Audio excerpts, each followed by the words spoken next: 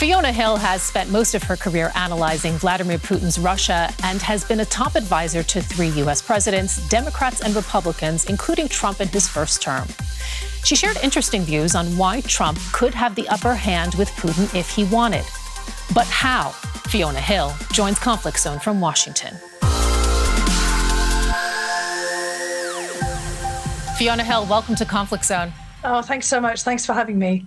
Russia has been pounding Ukraine in its biggest airstrikes of the war. Is it too late to stop Putin now? It's never too late to do anything, honestly. But I think what we're seeing here is Putin feeling that he's very close to being able to compel Ukraine to surrender. So he's giving everything that he's got at this particular juncture because he thinks that this is the time for him to press his advantage. So what we really need to do is to push Russia to stop in its tracks. And that's going to be the really difficult task for Europe and for the United States if they can work together on this issue along with Ukraine. Let's talk a little bit about some of those efforts, because Trump, of course, in the past months has been trying to broker a ceasefire, a peace deal. Do you think that the way that Trump and those who are close to him are approaching Putin has made any impact on him? I think in some respects it's made things worse, to be honest. I mean, I think that's part of the reason why Putin is pressing his advantage at the moment, because he has the situation where he wants it. He can see very clearly that there's really no meaningful solidarity between the United States and Europe, that Trump is extraordinarily reluctant to do more to pressure Russia, that he puts too much store and stock in the relationship, the bilateral relationship with Putin, that it's very clear that if he wants to apply pressure, he wants to do it indirectly, like by applying tariffs on India for its purchases of Russian oil, or trying now to pressure Europe to stop purchases of Russian refined product, but frankly, Europe needs to do in any case. And it's also the case that Putin has no respect for Europe and European countries whatsoever. He thinks of Europe as vassal states and thinks that in actual fact they're beholden to the United States so much that they can't do anything independently. And frankly, Trump thinks the same thing.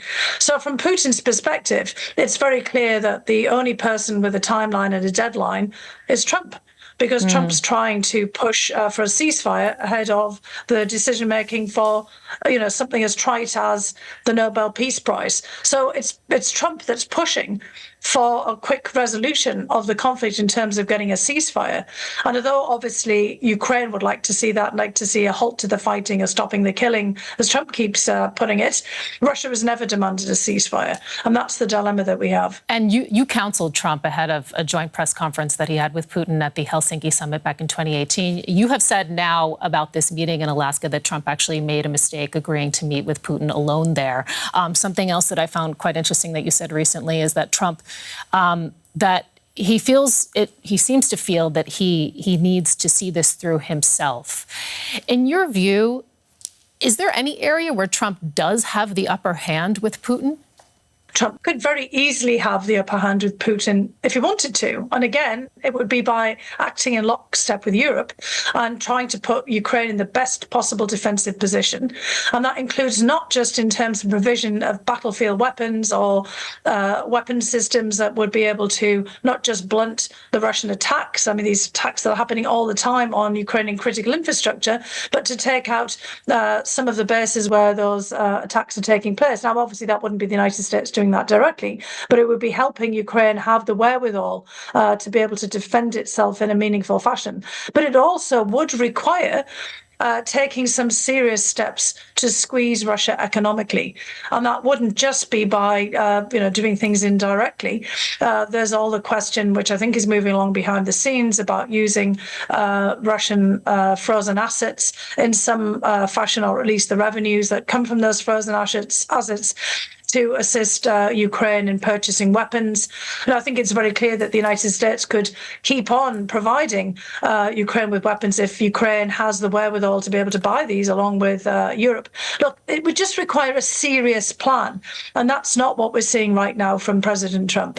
Let's talk a little bit more about potential sanctions, because, I mean, we have been seeing Trump now saying that he is prepared to move to the second phase of punishing Moscow, although he has given no details.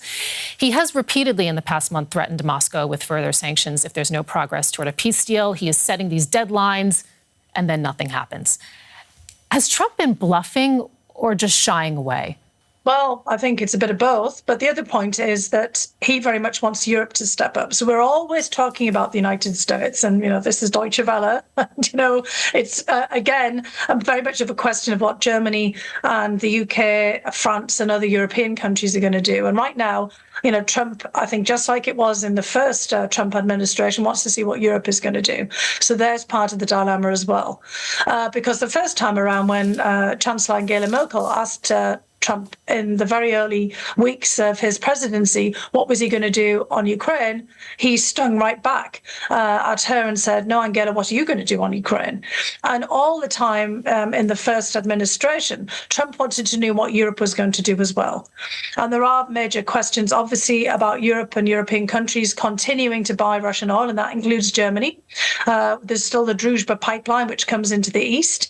And it's also a question of buying refined Russian oil products, which are coming through India and through a variety of other countries. I mean, those are all tough choices that Europe has to make. And of course, it's a long-term commitment to helping Ukraine to defend itself. And we were having all of these discussions, but they have to be serious. There has to be hard choices made by Europe as well. Now, the difficulty, of course, is that it's politically unpalatable at this precise moment. All European countries are looking pretty precarious. We've just had the collapse yet again of the French government, for example. So this is a tough time.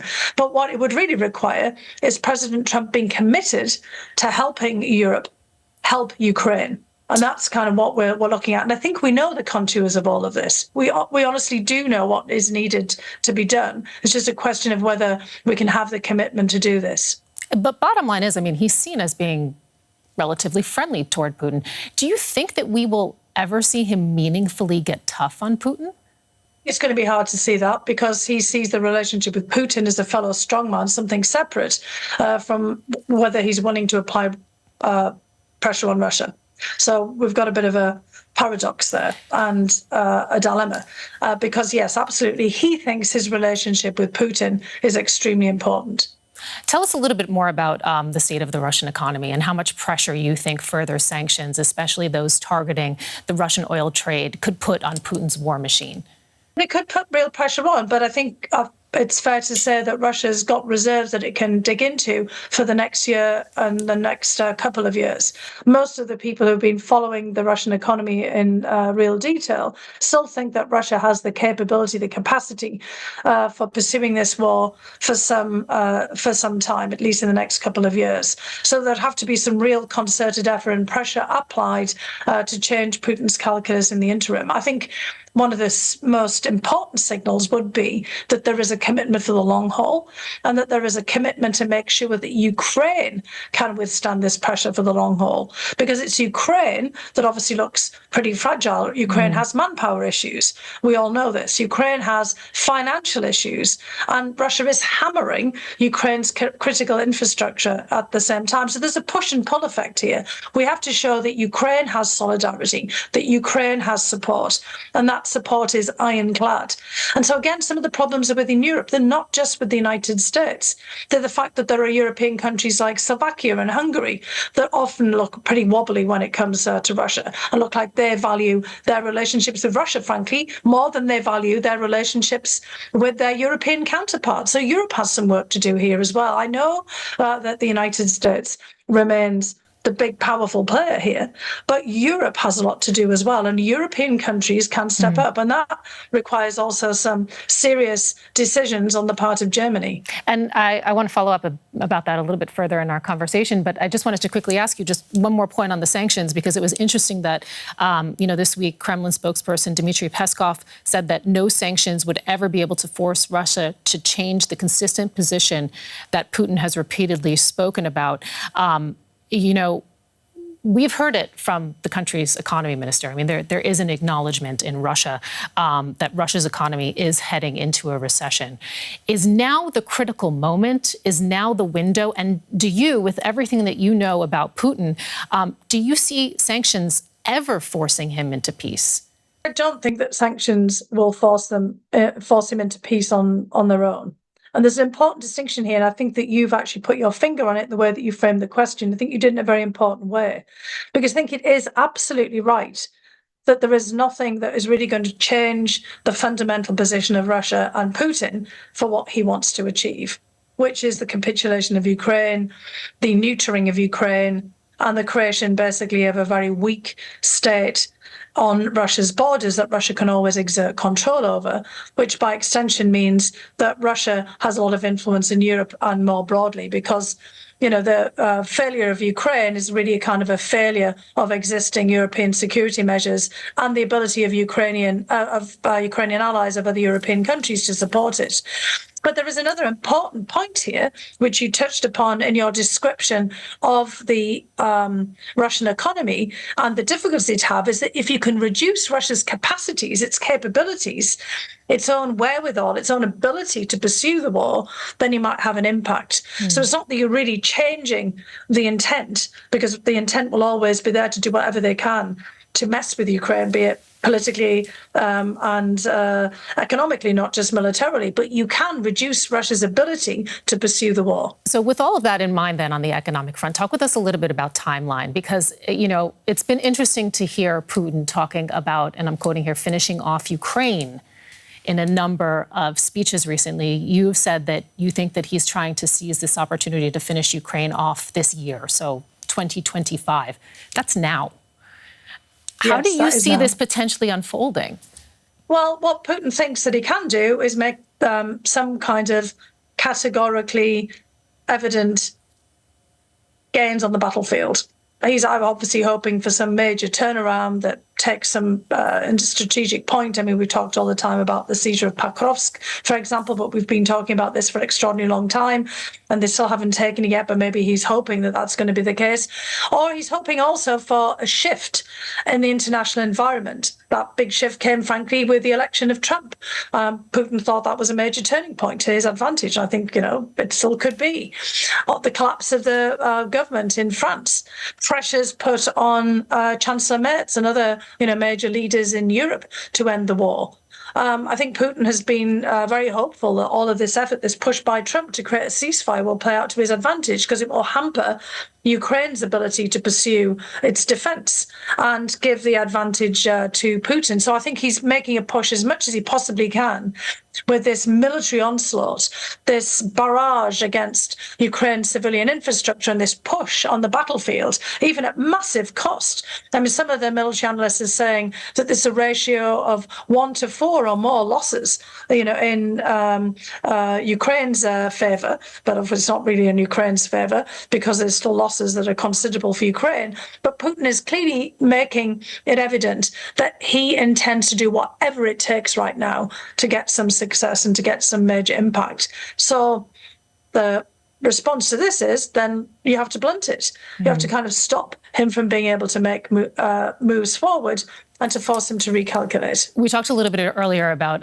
Europe's role, and I promised to return to it. We have seen in the past week, led by France, 35 countries, most of them European, pledging to deploy troops to Ukraine the day after a ceasefire is agreed, a so-called coalition of the willing. Do you see this giving Europe a seat at the table, or does the future of Ukraine really, fundamentally, just come down to Trump and Putin? No, it doesn't, and it should not. So, I mean, the fact that we're kind of asking these questions, suggests that Europe is willing to give up its status and position on the world stage, period. But they have been a bit outmaneuvered, haven't they? I mean, Trump has been the first mover. They have been outmaneuvered for now, yes. Yes, look, that's absolutely right. But that's a kind of a question for everyone sitting in a European capital. Is that what you want? Do you really want to be a backwater on the global stage? Because that's how Putin sees Europe, and that's how Trump sees Europe. Putin thinks that the European states collectively and individually are vassal states of the United States, and Trump thinks the same. And increasingly, that's what India will think, and Japan will think, and South Korea will think, and Brazil will think. And China obviously already thinks that, although China is obviously hoping that there will be a rift between the US and Europe that it can capitalize upon in basically pressing its own advantage economically and politically in Europe. So if Europe wants to be a geopolitical backwater, that's the way to approach things, just to sort of sit back and let all of this take its course and let the decisions be made in Moscow and in Washington, D.C. I would suggest that there's another way here, that there is a group of European countries. We've seen that, as you've mentioned, with 35 obviously meeting to try to lay out support for Ukraine. This is existential, I think, what's happening in Ukraine. This is the European war of this century. This is existential for the future of European security. And there should be a core group of European countries who are willing not just to support Ukraine, but are also willing to pick up some of this diplomatic effort. They have to manage the relationship with the United States, that's for sure, but they also need to get their act together to get a plan. I see that they have the capacity to do this, but they have to be serious. I'd like to just ask you briefly about the risk of the conflict spreading, because a lot of neighboring countries are still worried Putin's still got eyes on them. For example, there have been an increasing number of incidents of Russian drones straying off course. We've had reports recently of them entering NATO territory in Lithuania and Poland, for example. Should NATO countries be worried in the immediate future? So, say, the next 6 months, for example? NATO countries have already been worried all the way along the line. Look, I just came off a year-long exercise with the UK government looking at the Strategic Defence Review, and it was already evident about all the vulnerabilities that European countries have. And the example of what the Russians are doing in terms of pounding Ukraine couldn't be clearer. Ukraine is a European country. It may not be a member of the European Union. It may not be a member of NATO now or in the future, but it's clearly a European country. And what's happened in Ukraine has already had massive effects politically and economically on all of the adjacent countries, including on Germany, and certainly on countries like the UK and elsewhere. There are increases in Russian aircraft in European airspace. There's harassment by Russian naval ships. There are all kinds of incidents already related to critical infrastructure, including undersea cables, the blocking of GPS of satellite signals. There's been sabotage. There's been assassinations already by the Russian services. There's been the exfiltration of other countries' security agents, a number of incidents around this. Look, we could catalogue a whole series of incidents that we've already seen since the annexation of Crimea in 2014. So this is already factored into NATO thinking. So yes, for the foreseeable future, unfortunately, Russia is a threat. Now, this could change, and I don't think that Europe should only posture itself for thinking about a European threat from Russia from here to eternity. But that is the most proximate pressure, and we already see Russia getting assistance from China, from North Korea, and from Iran, which makes all of those complicit in an action against European security. And against that backdrop of that more dangerous world that you're describing, and thank you for bringing up that review. Also, it's something that I wanted to ask you about. There is also this reshaping of global power arguably underway. We've seen China, Russia, Iran, North Korea. They're increasingly aligning now over the past years. They had that on full display, that unity last week at a military parade in China, signaling that there's a viable alternative now to U.S. leadership, that it exists. With Trump in power, do you see that accelerating? Look, Trump is not interested in helping recreate a new version of the international system. I think we can all accept that the international system, as we've known it since the end of World War II and since the end of the Cold War, is at an end. Trump has recognized this, and he's making it very clear that he has no intention of paying for or leading the exercise to put something else in place. So that's all going to be on the heads and the responsibilities of others.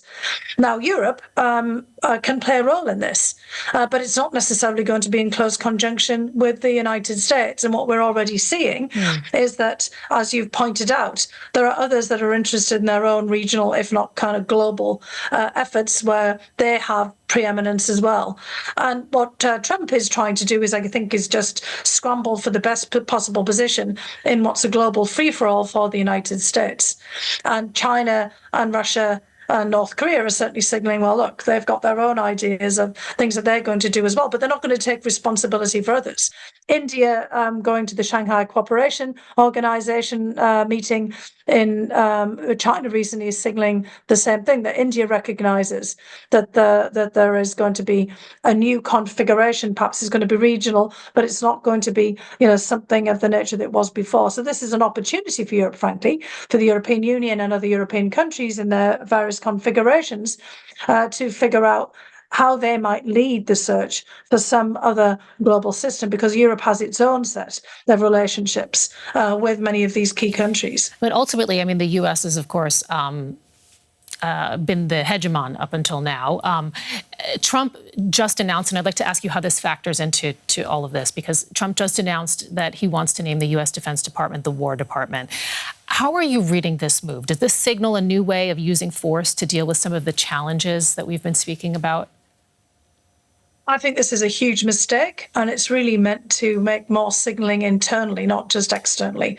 And in fact, the only way that Trump seems to have declared war right now, and he said this in his own statement, although he's trying to work this back, is against United States cities. You might recall the way that actually Trump used the reference to the Department of War was when he made an announcement that he's going to send in the National Guard to the city of Chicago. So this is about US domestic politics. It's about the projection of strength at home and abroad. It's performative.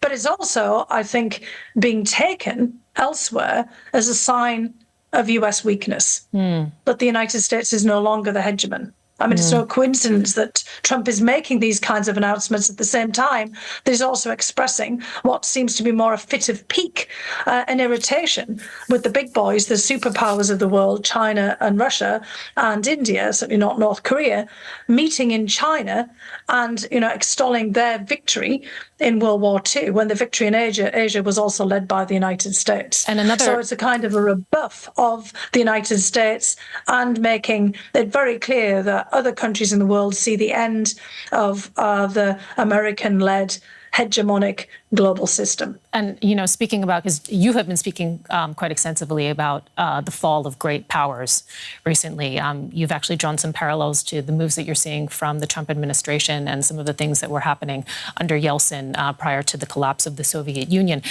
How do you see the global order and America and Russia's role now evolving in the next years? I think it's in a free-for-all. And if we look back, to the 1980s, there were lots of predictions, including by Yale professor Paul Kennedy in a famous book called The Rise and Fall of the Great Powers, that there would be the end not just of the Soviet Union, but of the United States. Now, this was in the late 1980s, and the Soviet Union did indeed dissolve at the end of that decade. And in the early part of the 1990s, the United States has had a good run, for decades after that. But I think we've reached the end of that system in which the United States has dominated. Now we're going to be having a lot of jostling. We see, Russia, China, all kinds of other countries, India and others, Brazil, challenging that United States position. This is no longer a unipolar world. I'm not even sure if it's a multipolar world at this point. It is certainly a rather chaotic situation. But again, this is an opportunity for other countries to take leadership roles. So this is not the end of everything here. And I do think that Europe is, if it chooses to be, really well positioned. When I mean Europe, there are institutional arrangements and there are capabilities and capacities in Europe. It's 550 million people. It is a major economy, a certain centre of economic activity and aggregate. There is potential there to basically harness Europe's capacities politically, economically, and diplomatically to try to push for something different. But it, will mean making hard choices about the relationship with the United States. We began our conversation talking about Putin, and I'd like to take it back to him because, in that strategic defense review, actually, that you released and produced, you raised Russia as basically the greatest threat at the moment. Nearly a decade ago, you said that the West did not understand Putin and warned of catastrophic consequences of misreading him. Has anyone learned anything since then? Do you see the same mistakes still being made when it comes to him? Well, the same mistakes have been made, but I think people are actually getting the lesson now that Putin is ruthless. And in fact, that was, what I and my colleague Clifford Getty pointed out back in 2015. That was probably what you're referencing there, that Putin was extremely ruthless and prepared to do whatever it took. And that's what we're seeing when it comes to Ukraine. I mean, at this point in the summer, we heard that Russia had hit its millionth casualty in terms of people killed and seriously wounded, grievously wounded on the battlefield in Ukraine. I mean, that is pretty sobering. And any other context, if that is something that would happen, there'd be a massive backlash within the country. We know that the Russian economy obviously looks like it's performing particularly well now, but it's because it's militarized. It can't really afford to stop the war, or the whole thing essentially might fall apart over time. We're in a very difficult position with Putin because he's hardened over time. He's become a much harder version of himself. But I think at this point it's pretty apparent to everybody who and what he is, and what he is actually doing. But the question is then how to respond, because given these lessons that we should have really taken on board after the annexation of Crimea and all the things that have happened up until now, we've made it much more difficult for ourselves to do anything about it because we've reduced our own ability to deter and to push back. The German chancellor has called Putin a war criminal. The French president has called him a predator and an ogre. What word do you think fully encapsulates the person that Putin is? Well, again, it's ruthless. I mean, he's not a monster. And he still has pragmatic sides. I mean, he obviously understands. I mean, he's done some monstrous things, but he's also, capable of reflection and learning. And we have to, basically figure out how we can get him to recalculate. I think, it's really a sad fact that as long as Putin's there, it's going to be extraordinarily difficult, to deal with things. But he's not unassailable. He's not infallible. And in fact, he's made some pretty massive strategic blunders. And ultimately, he always thinks that he can save the day for himself, and we have to be able to show him that he can't. Basically, a couple of the German politicians have made points that we have to show Putin that war doesn't pay. And I've heard them, say this on numerous occasions. And I think that that's the message that has to be got across to him, that war doesn't pay. Right now, he thinks that war does pay. And that is the challenge that everyone is basically facing. So it's up to us to show him that that isn't going to work, and that he has to recalculate and has to step back from these atrocities, these monster attacks that he is perpetrating in Ukraine. Fiona Hill, we have to leave it there. Thank you so much for joining us on Conflict Zone. No, thank you so much for having me. Thank you.